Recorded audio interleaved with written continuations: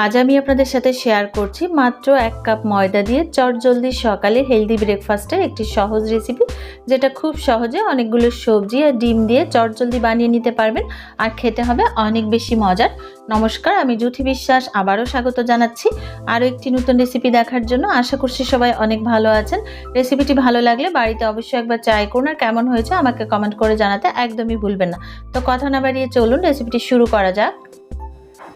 নাস্তাটি বানানোর জন্য প্রথমে একটা মিক্সিং বোলের মধ্যে নিয়ে নিচ্ছি 2 টেবিল চামচ পরিমাণ বাঁধাকপি কুচি। বাঁধাকপিটা আগে থেকে ভাপিয়ে সিদ্ধ করে নেওয়া। দিয়ে দিচ্ছি 2 টেবিল চামচ পরিমাণ গাজর কুচি, দিচ্ছি একটা ছোট সাইজের টমেটো কুচি, তার সাথে দিয়ে দিচ্ছি একটা ছোট সাইজের পেঁয়াজ কুচি, দিয়ে দিচ্ছি 2টো কাঁচামরিচ কুচি, ঝালটা আপনাদের স্বাদ অনুযায়ী এখানে ব্যবহার করবেন। দিয়ে দিচ্ছি 1 চামচ পরিমাণ ধনেপাতা কুচি, আর এখানে দিয়ে দিচ্ছি ছোট চামচের 1 চামচ চিলি ফ্লেক্স, এটাও আপনাদের স্বাদ অনুযায়ী ব্যবহার করবেন। দিয়ে দিচ্ছি হাফ চামচ পরিমাণ ব্ল্যাক পেপার পাউডার, তারপর দিয়ে দিচ্ছি লবণ 1 চামচ পরিমাণ, লবণটা স্বাদ অনুযায়ী এখানে ব্যবহার করতে হবে। তারপর সমস্ত উপকরণগুলো খুব ভালো করে মিশিয়ে নিতে হবে। যেহেতু এখানে বিভিন্ন রকমের সবজি অ্যাড করেছি, তাই এই নাস্তাটি খেতে অনেক বেশি সুন্দর হয় আর অনেকটা কালারফুল হয় দেখতে।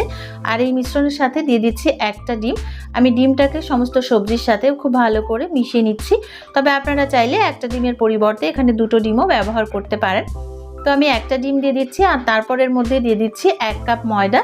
আজকের নাস্তাটা আমি ময়দা দিয়ে বানাচ্ছি, তবে আপনারা চাইলে এখানে অবশ্যই আটা দিয়ে এই নাস্তাটি বানাতে পারবেন, সেক্ষেত্রেও খেতে অনেক বেশি ভালো হবে। তারপর প্রথমে দিয়ে দিচ্ছি 1 কাপ জল। 1 কাপ জল দিয়ে একটা পাতলা ব্যাটার রেডি করে নিতে হবে। তবে প্রথমে জলের পরিমাণটা বেশি দেওয়া যাবে না। প্রথমে 1 কাপ দিয়ে পরবর্তীতে আবার আধা কাপ দিয়ে আমি একটা পাতলা ব্যাটার রেডি করে নিচ্ছি। প্রয়োজনে আরও কিছুটা জল দিয়ে ব্যাটারটাকে রেডি করে নিয়েছি। আর ব্যাটারের কনসিস্টেন্সিটা ঠিক এইরকম হবে, দেখে বুঝতেই পারছেন। ব্যাটারের কনসিস্টেন্সিটা কতটা পাতলা হবে এটা দেখে আপনারা বুঝতে পেরে গেছেন। আর ব্যাটারটি একটু পাতলা হলে এই নাস্তাটি কিংবা এই পরোটাটি খেতে অনেক বেশি ভালো লাগবে। আর এটাকে সবজি পরোটাও বলা যেতে পারে, যেহেতু অনেকগুলো সবজি দিয়ে এই নাস্তাটি বানানো হচ্ছে। তো ভাজার জন্য এবার আমি চলে এসেছি চুলায়, আর চুলায় একটা ফ্রাই প্যান বসিয়ে দিয়েছি। তারপর কিছুটা তেল ব্রাশ করে দিচ্ছি।